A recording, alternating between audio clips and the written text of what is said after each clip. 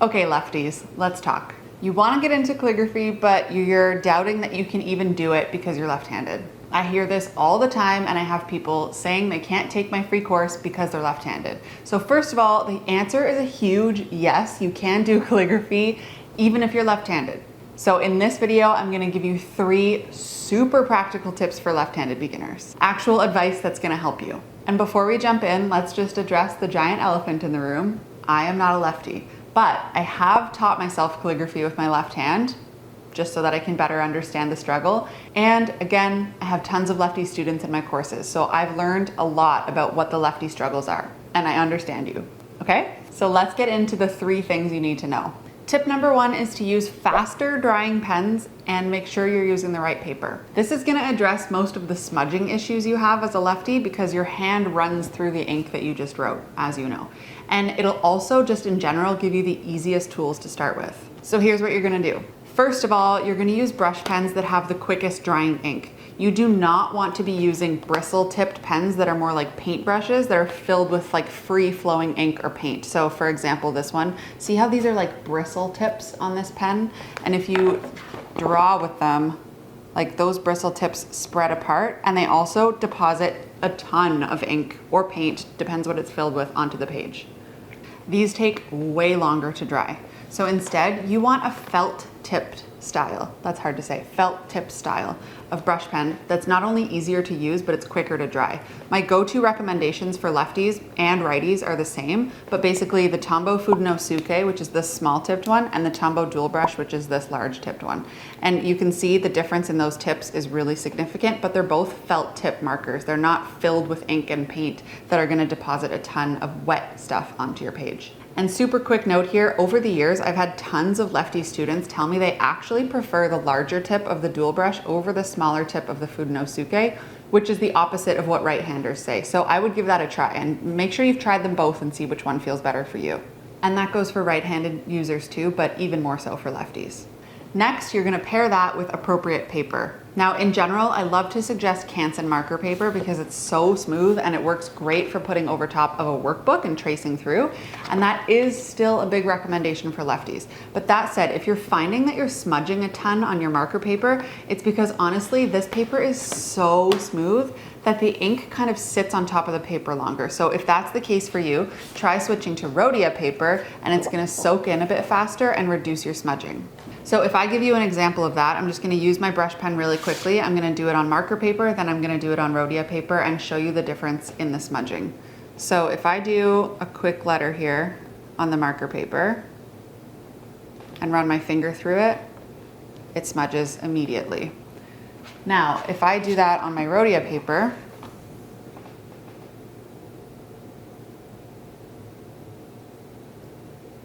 run my finger through it, see how it smudges a lot less than the marker paper did? That's just because the Rhodia paper absorbs the ink quicker. So if you're having a lot of trouble with the marker paper, try switching to Rhodia.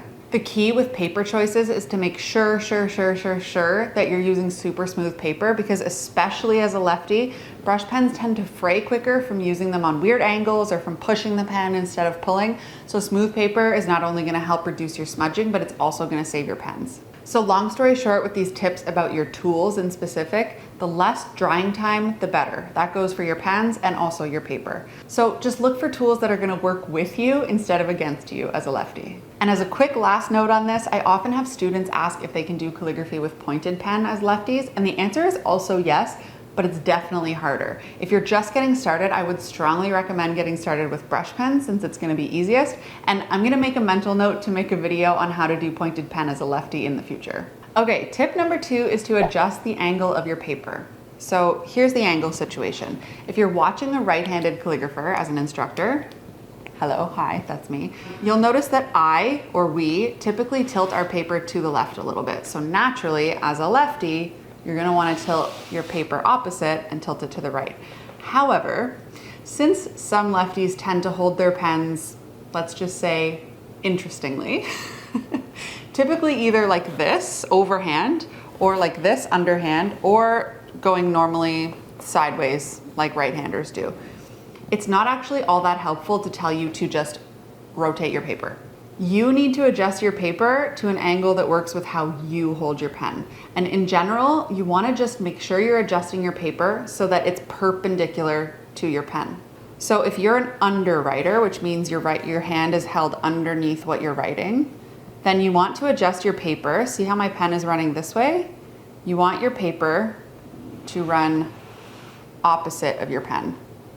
Okay, I know that looks awkward. Your paper is like totally this way. I've even seen lefties put their paper completely upside down. That might not be super recommended because it would be very hard to write and read that way. But if you adjust your paper so that it's perpendicular to your hand, it's gonna help you. So for example, if I have my paper really sideways like this because I'm an underwriter, I'll be able to get those thins and those thicks of the brush. Versus if I had my pen parallel to my paper, it's gonna be really hard for me to move my hand to get any thick lines because I can't get the side of the brush. But basically you want your pen to be perpendicular to your paper no matter how you hold your pen. So again, if you're an underwriter and you hold your pen like this, turn your page a lot so that your pen is perpendicular. Now ignore my shakiness because I'm not left-handed, but you can see how I can get thin and thicks. Okay. If you're an overwriter, which means you turn your pen naturally this way, you're going to want to turn your page again, so that this is so awkward for me to do with my hand, but I just want to demonstrate how you can get the thicks and the thins. And if you write horizontally to the side, again, just rotate. Sorry, I naturally rotate it for my right-handed, but you always want to just make sure that your pen is perpendicular to the page. I know that feels really unnatural, but it's gonna just depend how you personally hold your pen. And that is so different for lefties than it is for righties. So you can't really follow the advice to just turn your page a little bit when you're a righty and apply it to your left hand, because lefties just tend to hold their pens in a little bit more funky ways. And if you're a lefty and you're hearing me say that, you're like, yeah, I do hold my pen funky. Try a few different angles and see what feels comfortable on your hand and allows you to get those thicks and thins. It's about adapting it so it works for you. Okay, last tip, and this one's sneaky but game changing, and that is to adjust how high up you're holding your pen. So check where you're gripping your brush pen. A lot of left-handed beginners, and beginners in general, not just left-handed people, hold their pen way too close to the tip like this, and it's just because they're feeling like they want to try and control every tiny movement. But when you're holding it that far down as a lefty, you can't see anything that you just wrote. Like if I write something here and I move my hand, now I can't see any of it. You're also increasing the chance that your pinky finger is gonna smudge the paper because it's touching so much of the pen and so much of the paper.